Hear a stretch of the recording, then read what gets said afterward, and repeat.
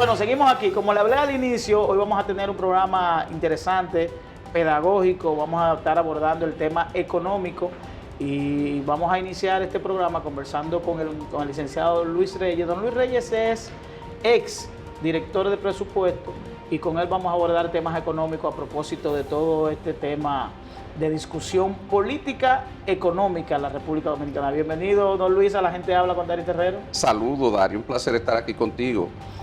Don Luis, primero tenemos que iniciar conversando sobre la respuesta dada al presidente Luis Abinader del Partido de la Liberación Dominicana, conclusiones dentro del marco del Congreso que lleva, a propósito de la denuncia de que el gobierno de Luis Abinader recibió un país en quiebra. En términos generales, ¿cuál es el concepto, la argumentación que tiene el equipo económico del Partido de la Liberación Dominicana?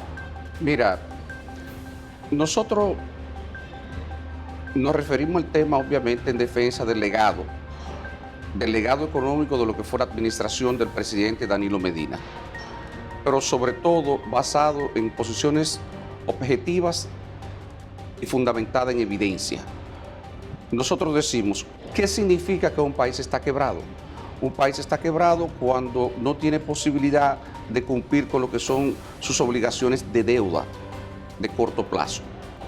Y nosotros acabamos de colocar en los mercados financieros internacionales, el gobierno del presidente Abinader acaba de colocar 3.800 millones de dólares en los mercados financieros internacionales a tasas muy competitivas, ventajosas para el país.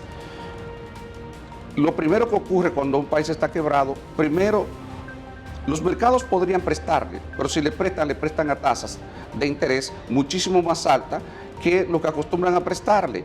Entonces, si usted obtiene una tasa de interés que es razonablemente buena, ventajosa para el país, es que el mercado está interpretando que el país no está en quiebra.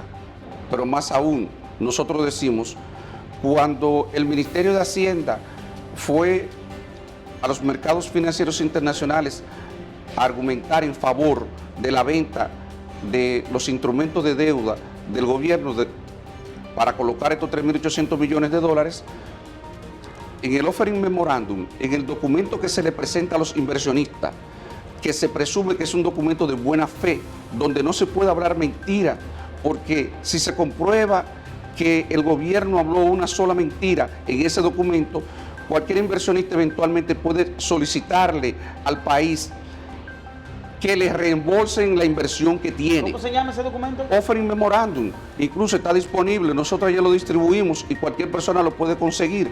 De hecho, debe de estar en la página del Ministerio de Hacienda, porque se acostumbra que una vez que el país hace una colocación, pues se sube ese documento, que es el documento que sirve de soporte para la colocación de la deuda. Y ahí, en ese documento, no se puede mentir. No se puede mentir porque si se miente, posteriormente cualquier inversionista puede solicitarle al país el reembolso de la inversión que tiene. Claro, alguna sanción. Claro, porque nosotros, hay toda una normativa para uno colocar deuda en los mercados financieros internacionales. Y si hay algo con lo que es riguroso, es con las mentiras que se pueden hablar. Entonces, si usted toma como referencia ese documento y ve todo lo que se dice ahí de las bondades de la economía dominicana en términos de reservas internacionales, en términos de crecimiento, reservas internacionales, generación de empleo y muchas otras cosas más que se hablan, control de la inflación, lo que se ve ahí es un panorama totalmente diferente de lo que se ha planteado, de que esto es un país en quiebra y que el gobierno del presidente Danilo Medina le entregó a la actual administración un país quebrado. El elemento económico, la realidad económica que vive la República Dominicana en este momento es estrictamente, obedece a la situación generada por el COVID, al manejo deficiente de la economía o a actos de corrupción, como ha denunciado el propio gobierno del presidente Luis Abinader. Claramente, los problemas que enfrenta la economía dominicana se deben esencialmente a los problemas generados por la pandemia, que es un problema exógeno. Es decir, un problema que no fue generado internamente, sino por algo que ni el gobierno del presidente Medina ni la actual administración controla, fuera del control nuestro. Entonces no pueden imputársele ni a la pasada administración, ni a esta administración, los problemas que se están generando como resultado de la pandemia. No. Y eso es un acto, obviamente, de honestidad, uno decirlo. Decir que fuera de la pandemia hay un problema que se generó en la economía. Bueno, ha habido problemas estructurales que vienen de años, que podemos hablar, pero no fue que lo generó una administración en particular. O sea, el tema central, la economía seguía creciendo, la economía tenía bajos niveles de empleo, la economía tenía una situación de estabilidad porque en febrero y enero teníamos niveles no solamente de reserva elevados, sino que no teníamos presión en la tasa de cambio, porque teníamos los sectores productivos que generan divisas, estaban operando sin mayores dificultades, sin problemas. Entonces, ¿cuáles eran las dificultades que teníamos? ¿Cuáles? Todavía teníamos un nivel de endeudamiento que podía manejarse sin mayores contratiempos. Entonces, ¿cuáles eran los problemas que teníamos? Que tenemos una situación fiscal donde hay gasto elevado, que es muy rígido, sí, pero es un problema estructural. Eso es una decisión que hizo el pasado gobierno y que hicieron los gobiernos anteriores, que tienen que ver, por ejemplo, con el otorgamiento del 4% del Producto Interno Bruto a educación preuniversitaria, y eso genera un gasto que usted después no puede disminuirlo, que hay que pagar la nómina, que hay que mantener operando las instituciones.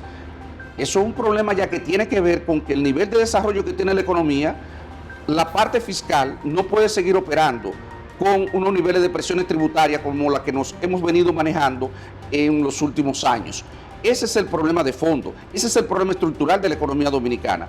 Pero eso no es un problema que lo creó la administración del presidente Danilo Medina. En medio de esta crisis económica que tiene el país, dejada por el COVID, a la cual no escapa porque es una situación de carácter mundial, ¿sobre cuáles bases se hubiese, de usted como técnico, como director de presupuesto, hubiese fundamentado un presupuesto general de la nación en el marco de la situación actual? ¿Cuáles fueran los fundamentos? Es que lo he dicho en otras oportunidades y lo reitero hoy, es que hay un problema de visiones.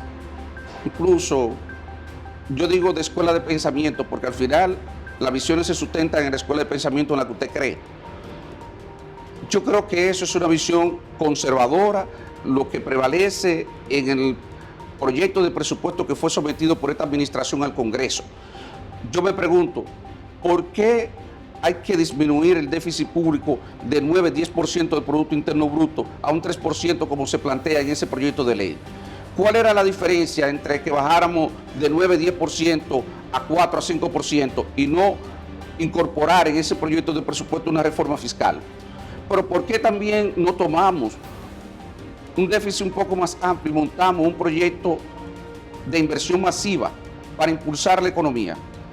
Que eso es lo que se requiere, porque todavía hay 280.000, 300.000 personas que están en el programa FASE, y esas 280.000, 300.000 personas, ¿qué van a hacer en enero cuando el gobierno les retire el apoyo? ¿Dónde van a tener oportunidad de conseguir ingresos si el gobierno no tiene un plan definido para hacerle frente a esa realidad? Y eso es lo que yo creo que el gobierno debe de concentrarse, y esa es la respuesta que yo le doy. Si hubiese sido yo, le hubiese recomendado a las autoridades, no bajemos el déficit en la magnitud que se plantea. Vámonos a un déficit que sea más cónsono con la situación que nosotros estamos enfrentando.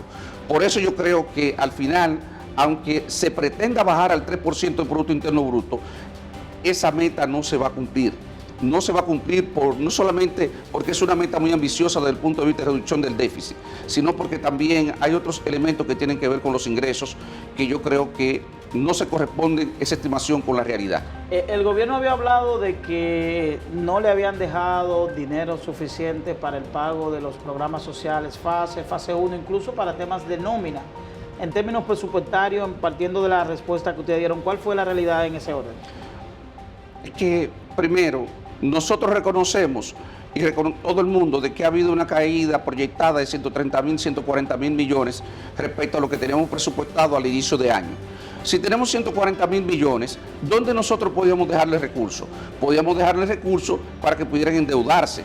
Y nosotros decimos, hay 1.100 millones de dólares que nosotros dejamos negociados. Dentro de esos 1.100 millones de dólares estaban los 500 millones de dólares que acaba de aprobar el Congreso para que el Banco Interamericano de Desarrollo pueda desembolsarle al país. También habían 250 millones de la CAF y otros 100 millones del Banco Mundial y 250 millones de la Agencia Francesa de Desarrollo. En total, 1.100 millones de dólares. Y dejamos también unos 14.000 millones de pesos en bono soberano para ser colocado internamente. No podían pedirnos que le dejáramos dinero contante y sonante, porque con una caída en las recaudaciones de la magnitud que hemos hablado, de 130.000 millones, que no daban las recaudaciones para cubrir los gastos operacionales mínimos del gobierno, ¿de dónde nosotros podíamos dejarle ese monto? Líquidamente no se dejó dinero, sino que dejó... Los instrumentos adelantados de deuda para que ellos pudieran hacerlo efectivo y hacerle frente a cualquier obligación. Hay un elemento dentro de lo que ha sido el marco de las acusaciones que ha llevado el gobierno al Partido de la Liberación Dominicana, al gobierno de Danilo Medina, y es el pago de 11.000 millones de pesos a suplidores de asfalto, que según el depósito de una instancia ante la Procuraduría se habló de que se violaron procedimientos en términos de esa concesión, en términos de los pagos, en términos de los procedimientos que tiene que agotar. En lo que tiene que ver con el presupuesto, ¿estuvo eso en el presupuesto general de la Nación, el pago de esos recursos para esa contratación? Eso estaba ahí. Las alegaciones que se hacen no son desde el punto de vista presupuestario en ese aspecto. Pueden ser de otro tipo, pero no realmente no desde el punto de vista presupuestario. De hecho, yo reitero todo el manejo que se hizo desde la Dirección General de Presupuesto, que yo lo asumo, hasta el 14 de agosto, se hizo respetando estrictamente la normativa, respetando la ley. Yo le doy seguridad, yo le doy la más absoluta seguridad a la ciudadanía que nosotros respetamos la normativa, que nosotros respetamos la ley. Don Luis, hay algunos que establecen, se dice que dentro del marco de la comisión que dio respuesta al gobierno, faltaron algunas personas que asumieron posiciones de importancia en el gobierno, como es el ministro de Hacienda y el Contralor General de la República. Su opinión sobre ese tema. El ministro de Hacienda estaba afuera. El ministro estaba fuera del país. El ministro de Hacienda estaba fuera del país, y en el caso del Contralor General de la República, en realidad el Contralor, que es una figura importante dentro de una administración de gobierno, pero el Contralor no diseña políticas.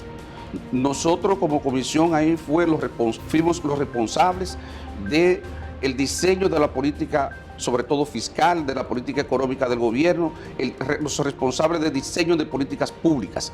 Esas son las personas que tuvimos ahí. ¿Usted aprobó en términos personales dar una respuesta al gobierno o no, usted entendía que...? No, yo lo aprobé. No solamente que lo aprobé, a mí me consultaron. Y obviamente yo, como una persona que me respeto, no puedo aceptar las imputaciones que han hecho en el sentido que nosotros dejamos un desastre.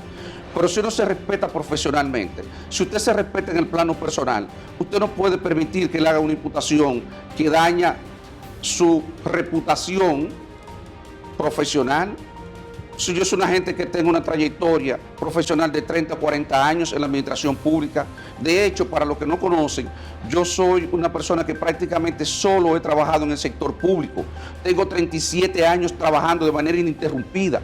Trabajé en todos los gobiernos en los últimos 37 años hasta este momento. Entonces, mi trayectoria, yo creo que me merezco respeto y que también yo debo de cuidarla. Pero no solamente por mi visión, por mi convicción de lo que yo debía de cuidar mi reputación profesional, sino también porque estoy convencido que la obra de gobierno del presidente Danilo Medina no merece esos calificativos que se le han dado. Y partiendo de esos 35 años en la administración pública, ¿en qué calidad usted sale del gobierno en este momento?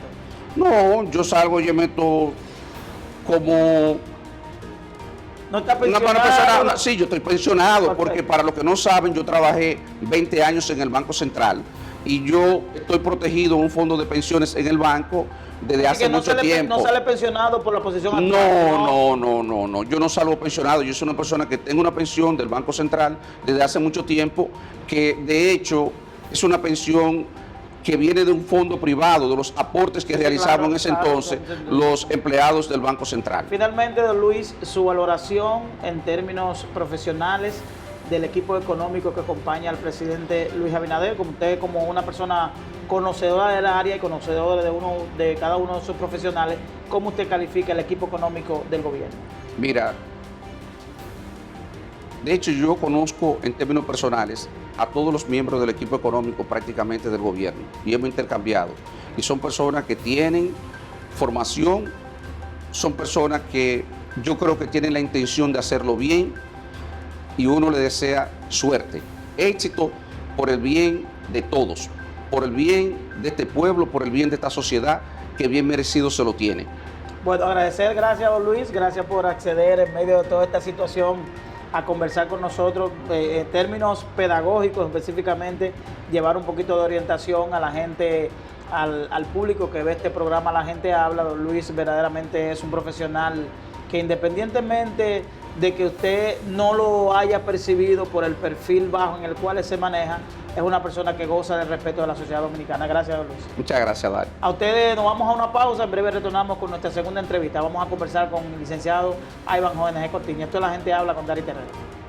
Una cosa es faltarle liquidez a una empresa o a un gobierno para honrar compromisos en el momento, en el corto plazo, que ciertamente este gobierno pudo haber heredado, e incluso el otro gobierno también manejarse con dificultad de liquidez, creo que sí. Y otra cosa es usted no tener liquidez y al mismo tiempo no tener capacidad para agenciar liquidez. Yo tengo que reconocer que el tema de la contracción económica no es un fenómeno exclusivo de la República Dominicana, es un fenómeno mundial. Y yo creo que ninguna economía va a escapar de eso. Ahora, el problema ha estado en que no hay señales de recuperación económica.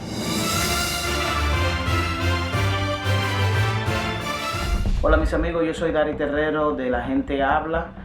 En este momento difícil que vive la República Dominicana por el paso de la pandemia del COVID-19, la mejor decisión y la mejor recomendación es que te quedes en casa. Quédate en casa. Estamos atravesando momentos muy difíciles en la República Dominicana. En este momento estamos en el pico de la pandemia, donde pudiéramos estar enfrentando contagio en términos sociales, en términos de los vecindarios, de los barrios. Y la mejor recomendación es que te quedes en casa. Por el bien tuyo, de los tuyos y del país, quédate en casa. Continúa con el contenido de La Gente Habla con Dari Terrero.